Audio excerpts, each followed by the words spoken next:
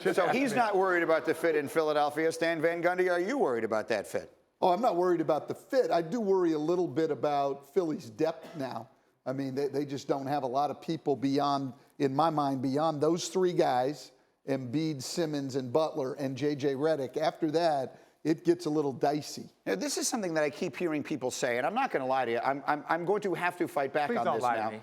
There are 7, if you look at the 7 best players in the Eastern Conference, 3 of them now on one team. No other team has more than one of them. You're supposed to be able to take that and figure out a way to win. Well, no, I think they're going to be able to figure it out, but it's going to take time. Everything takes time, and that's the one thing that no one ever wants to hear is that it's going to take time, but I think they'll figure it out. I mean, to me, this makes them the most talented team in the Eastern Conference. There may be, I grant you, Stan, there's a difference between being the most talented and being the best.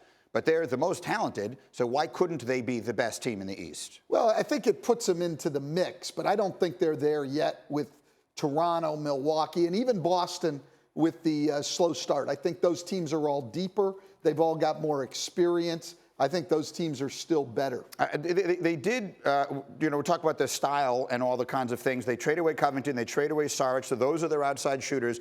Butler is the kind of guy who wants to have the ball in his hands. Simmons, obviously, as great as he is, has the limitations with his inability to shoot. Do you like the way the 3 pieces go together? Generally speaking, do you like the fit of the 3 pieces together? Well, I think they're fine, but the guys around them, they're going to need more shooting, right? I think Redick's got to play a bigger role. I'd be surprised if he doesn't go back into the starting lineup, and I would be surprised if they're not out on the market looking for another shooter. So, RJ, you're telling me time.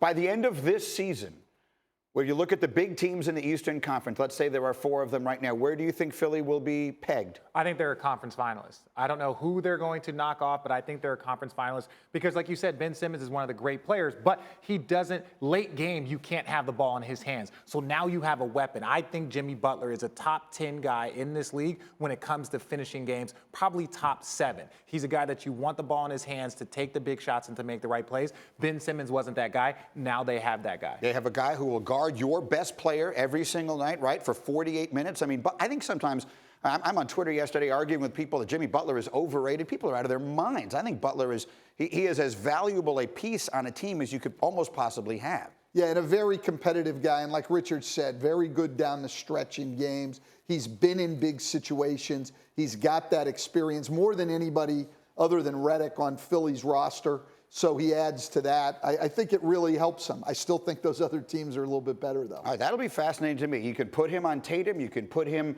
on Kawhi. I think he is the guy who can – I think he makes an enormous difference for that team defensively, and we'll see. Well, he scores, and he also, like you said, you can put him on this, but he'll go match to match with any player, and he takes that challenge.